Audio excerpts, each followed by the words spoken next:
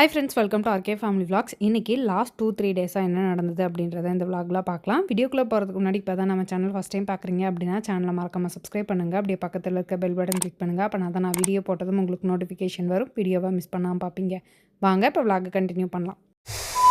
இந்த video Friday எடுத்தது. காலையில் பிள்ளைங்களை ஸ்கூலுக்கு அனுப்பிச்சி விட்டு ஒர்க் அவுட் பண்ணிகிட்ருக்கேன். ஒர்க் அவுட் முடிச்சுட்டு ரெஃப்ரெஷ் ஆகிட்டு அப்படியே கடைக்கு கிளம்பிட்டேன். ராஜேஷ் கிச்சனில் புதுசாக ஒரு 2-3 ப்ராடக்ட் லான்ச் பண்ணலாம் அப்படின்னு சொல்லி அதுக்கான ப்ரிப்பரேஷன் ஒர்க் போயிட்டுருக்கு. கடைக்கு வந்தவங்க நிறைய பேர் ராகி மாவு இருக்கா அப்படின்னு கேட்டிருந்தாங்க. சரி, அந்த ப்ராடக்ட் லான்ச் பண்ணலாம் அப்படின்னு சொல்லிட்டு ராகி மாவு ரெடி பண்ண போகிறோம். அதை சாதாரணமாக ராகியை ஊற வச்சு அரைக்கிறதுக்கு பதிலாக முளைக்கட்டி அரைக்கலாம் அப்படின்ட்டு முளைக்கட்டின ராகி மாவாக ப்ரிப்பேர் பண்ண போகிறோம். கருப்பு கவுனி அரிசியில் நிறைய ஹெல்த் பெனிஃபிட் இருக்குது. அதே மாதிரியே சிவப்பு அரிசி, மாப்பிள சம்பா அரிசிலையும் ஹெல்த் பெனிஃபிட்ஸ் நிறைய இருக்குது. கருப்பு கவுனி அரிசி ரெடி பண்ணுற மாதிரியே சிவப்பரிசியும் மாப்பிள சம்பா அரிசியும் ரெடி பண்ணி கொடுங்க அப்படின்னு கடைக்கு வந்தவங்க சஜஸ்ட் பண்ணாங்க. நம்ம கருப்பு கவுனி மாவு வச்சு கஞ்சி பண்ணலாம், புட்டு பண்ணலாம், லட்டு அந்த மாதிரிலாம் ப்ரிப்பேர் பண்ணலாம். இட்லி தோசை மாவு கூட மிக்ஸ் பண்ணி இட்லி தோசையாகவும் ஊற்றலாம். அதே மாதிரியே சிவப்பரிசி மாப்பிள சம்பா அரிசியுமே நம்ம வந்து யூஸ் பண்ணிக்கலாம். ராஜேஷ் கிச்சனில் ஒரே நேரத்தில் 3 ப்ராடக்ட் லான்ச் பண்ண போகிறோம். ஃப்ரைடே ஒர்க் அவுட்லாம் முடிச்சுட்டு ரெஃப்ரெஷ் ஆகிட்டு அப்படியே கடைக்கு கிளம்புனேன். இங்கே ப்ரொடக்ஷன் ஒர்க் போயிட்டு இருக்கும் போது எப்படி போகிறது அப்படின்னு சொல்லிட்டு சரி ஓகே லேட்டாக போகலாம் அப்படின்ட்டு ஃப்ரைடே லேட்டாக தான் கடைக்கு போனேன். ஊற வச்சிருந்த அரிசியெல்லாம் கழுவி காய வச்சுட்டு வந்து சத்து மாவு ப்ரிப்பரேஷன் ஒர்க்கை ஸ்டார்ட் பண்ணியாச்சு.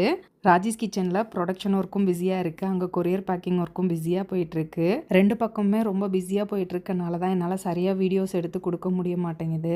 நிறைய பேர் கொடுத்த சஜஷனை யோசித்து பார்த்துட்டு இப்போ வந்து 12 மணிக்கு மேலே கடைக்கு போகலாம், ஒரு 7 மணிக்கெலாம் அங்கேருந்து கிளம்பி வீட்டுக்கு வந்துடலாம் அப்படின்னு பிளான் பண்ணியிருக்கேன். ஸோ 1 வீக் இது எப்படி போகுது அப்படின்னு பார்த்துட்டு அதுக்கப்புறமா வந்து டைமிங்கை வந்து சேஞ்ச் பண்ணிக்கலாம் அப்படின்னு நினச்சிருக்கேன்.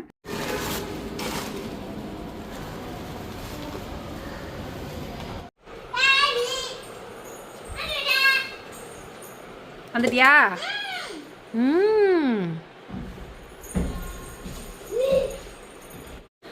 பாப்பா, இன்னைக்கு ட்ரெஸ் எடுத்துட்டு வர மறந்துட்டேன் பாப்பா. சத்தியமா எடுத்துட்டு வர மறந்துட்டேன்.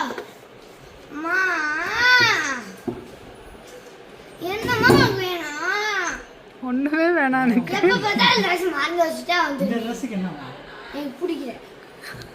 நாளைக்கு லீவு தானே, பரவாயில்ல, இதுலயே இரு. சரி, இன்னைக்கு தமிழ் எக்ஸாம் எப்படி எழுதுன?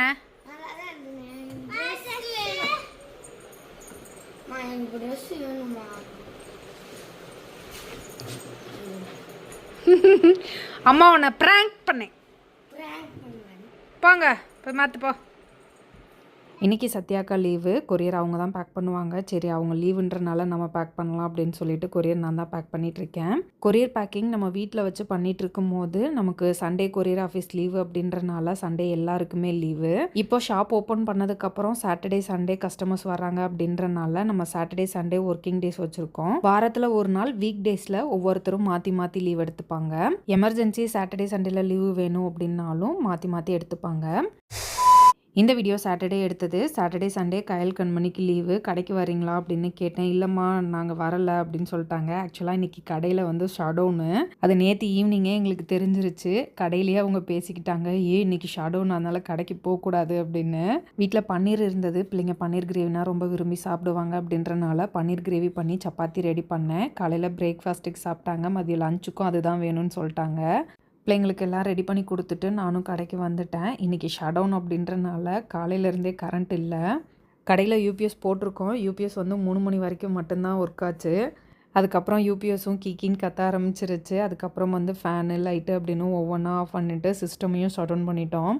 பக்கத்து கடையில் இருக்க தம்பி ஷட்டில் விளாண்டுட்டு இருந்தான். நானும் வரேன்டா அப்படின்னு சொல்லி அவன் கூட விளாண்டுட்டு இருந்தேன். கரண்ட்டு வரவே இல்லை. நைட்டு 7 மணிக்கு தான் கரண்ட்டு வந்தது. எப்போவும் ஷடவுன் அப்படின்னா 5 மணிக்கெலாம் வந்துடும். என்னன்னு தெரில, 7 மணி ஆயிடுச்சு.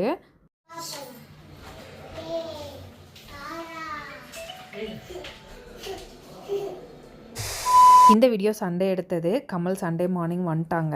கமல் வந்ததும் இன்றைக்கி இட்லி கறிக்குழம்பு தானே அப்படின்னு கேட்டாங்க. ஆமாம் ஆமாம் அப்படின்னு சொல்லி கறி எடுத்துகிட்டு வந்து குழம்பு கொதிச்சிட்ருக்கு. இட்லியும் ஊற்றி வச்சுட்டேன்.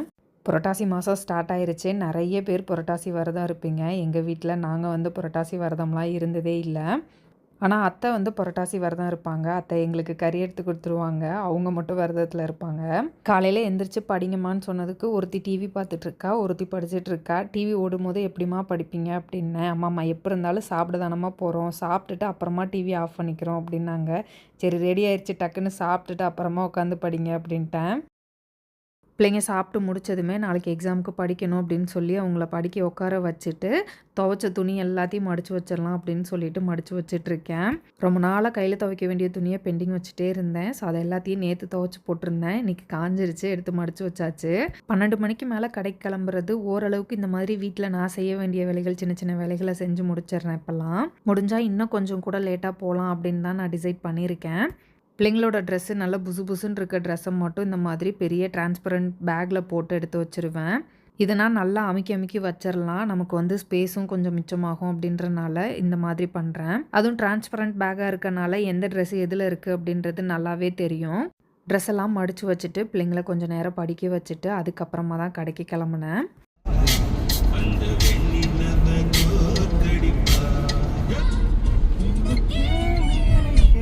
கமல் காலையில் தான் சென்னையிலேருந்து வந்தாங்க.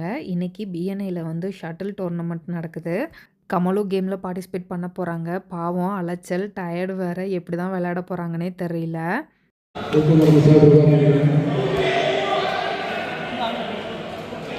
போய் விளையாடுப்பா.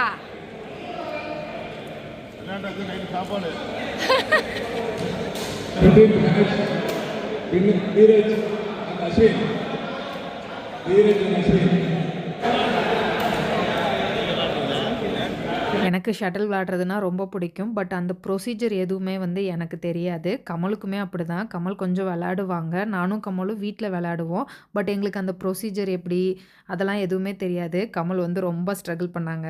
கயல் கண்மணிக்கு ஷட்டில் விளையாடுறதெல்லாம் ஆர்வம் இருக்குது. பேசாமல் அவங்கள வந்து கோச்சிங் அனுப்பலாம் அப்படின்ட்டு இருக்கோம்.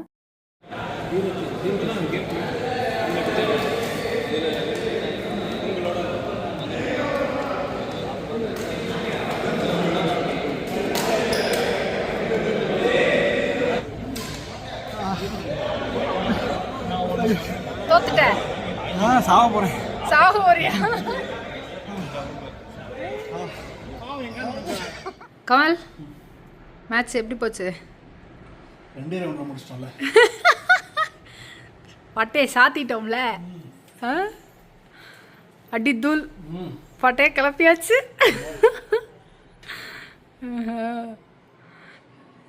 உனக்கு ஏன் அவ்வளோ டயர்ட் ஆகுது?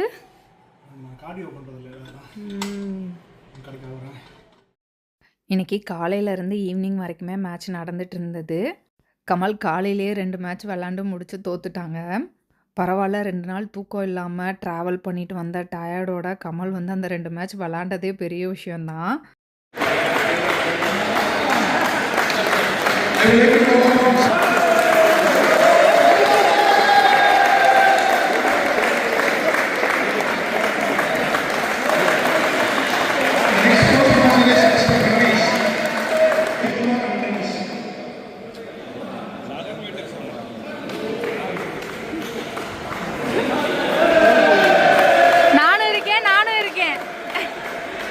ஒரு குட்டி பொண்ணு சூப்பராக பாட்டு பாடினாங்க. சரிகமா ஷோவில் வந்து பாடியிருக்காங்களாமா. விஜய் டிவி சூப்பர் சிங்கர்லேயுமே வந்து பார்ட்டிசிபேட் பண்ணியிருக்காங்களாம்.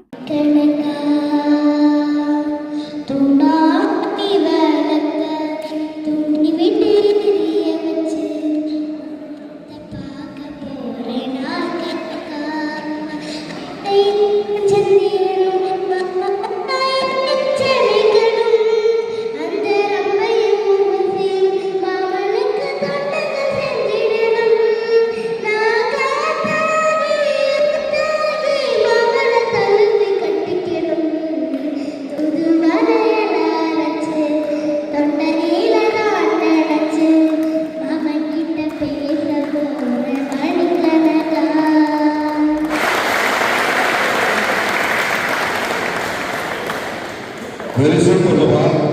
கைத்தறி போதுமா பாப்பா? கைத்தறி போதுமா? இன்னும் கொஞ்சம் அதிகமாக கைத்தறிக்கலாமா? இன்னும் அதிகமாக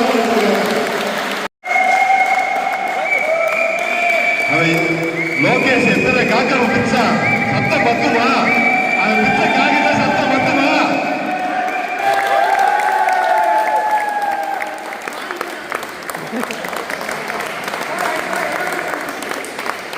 மேட்ச்சில் வின் பண்ணவங்களுக்கு ஃபஸ்ட்டு செகண்டுன்னு ப்ரைஸ் கொடுத்தாங்க. ப்ரைஸ் கொடுத்து முடிச்சுட்டு அதுக்கப்புறம் நைட் டின்னர் அங்கேயே அரேஞ்ச் பண்ணியிருந்தாங்க. நைட்டு சாப்பிட்டு தான் நாங்கள் வீட்டுக்கு வந்தோம்.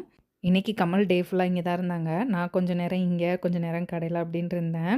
டின்னர் முடிச்சுட்டு கடையை க்ளோஸ் பண்ணிவிட்டு கிளம்பிட்டோம். அவ்வளோதான், இந்த vlog இதோட முடிஞ்சது. இந்த வீடியோ உங்களுக்கு பிடிச்சிருக்கும்னு நம்புகிறேன். பிடிச்சிருந்தா லைக் பண்ணுங்கள், மறக்காமல் சேனலை சப்ஸ்கிரைப் பண்ணுங்கள். அடுத்த வீடியோவில் பார்க்கலாம். அது வரைக்கும் பாய்.